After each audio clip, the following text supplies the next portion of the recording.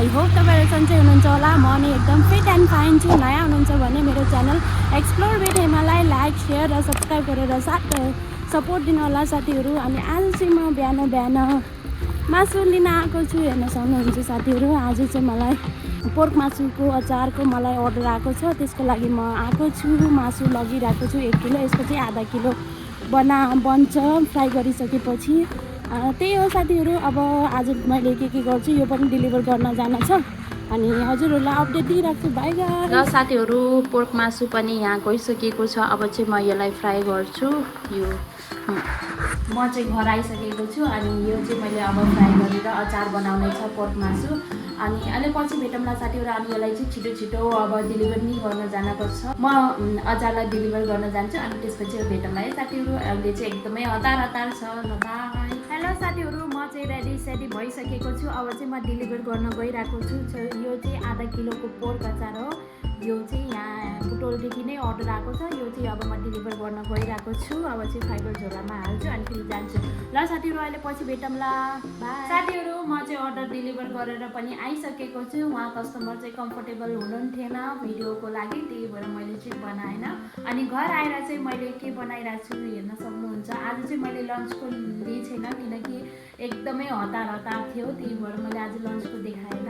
यो हाम्रो 1 kilo pork अचारको लागि यहाँ फ्राई भइरहेको छ। अनि यहाँ बफ अचारको लागि पनि यहाँ फ्राई गर्नुपर्छ। यो चाहिँ आधा किलो अनि यो चाहिँ 1 किलो है। यो चाहिँ फ्राई, यो बफको चाहिँ फ्राई गर्नै बाँकी छ। अनि यो चाहिँ म फ्राई गर्दैछु साथीहरू। अनि म अहिले तपाईँहरूलाई भन्छु, अपडेट दिन्छु। ल अहिले अचार बनाइसकेपछि यो डेलिभर गर्न जान छ देवीनगर बुटोलको। अनि त्यसपछि तपाईँहरूलाई अपडेट दिइराख्छु साथीहरू। मैले चाहिँ प्याक गरिसकेको 1 केजीको पोर्क मासु अनि 1.5 केजीको बफ अचार रेडी भइसकेको छ, हेर्न सक्नुहुन्छ। अनि अब चाहिँ म डेलिभरी गर्न जान्छु अनि डेलिभरी गएर हजुरहरूलाई देखाउँछु साथीहरू। ल आजको हाम्रो अर्डर चाहिँ रेडी भइसक्यो। अब चाहिँ म फाइबरमा ब्यागमा हाल्छु अनि डेलिभर गर्न जान्छु। ल साथीहरू, अहिले भेटौँला।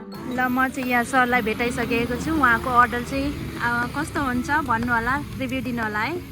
आजको डेलिभरी पनि भइसक्यो साथीहरू। आजको दिन यति नै थियो। आई होप तपाईँहरूलाई मेरो भिडियो मन पर्यो होला। मन परेको छ भने लाइक सेयर र सब्सक्राइब गरेर साथ र सपोर्ट दिनु होला साथीहरू। हेलो साथीहरू, हाम्रो डिनर आज छ दाल, मासु, साग अनि भात। अब चाहिँ म खान्छु कस्तो छ। अब चाहिँ म टेस्ट गरेर भन्छु कस्तो छ। आजको खाना चाहिँ एकदमै टेस्टी देखिरहेको छ। मासुसँग चाहिँ झन् मिठो नै हुन्छ। खाम है साथीहरू। ल खाए ल।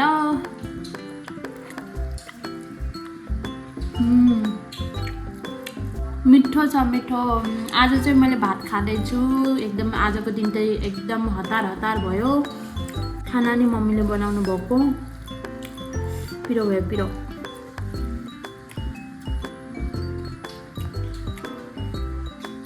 एकदम मिठो छ साथीहरू खाना चाहिँ। आज चाहिँ एकदमै बिजी थियो। मैले लन्च पनि देखाउन पाएन। अब चाहिँ भोलि भेटौँला साथीहरू। आजलाई मेरो भिडियो यति नै थियो। आई होप तपाईँहरूलाई मन पर्यो होला। मन परेछ भने लाइक सेयर र सब्सक्राइब गरेर साथ र सपोर्ट दिनु होला साथीहरू। ल हुन्छ, बाई।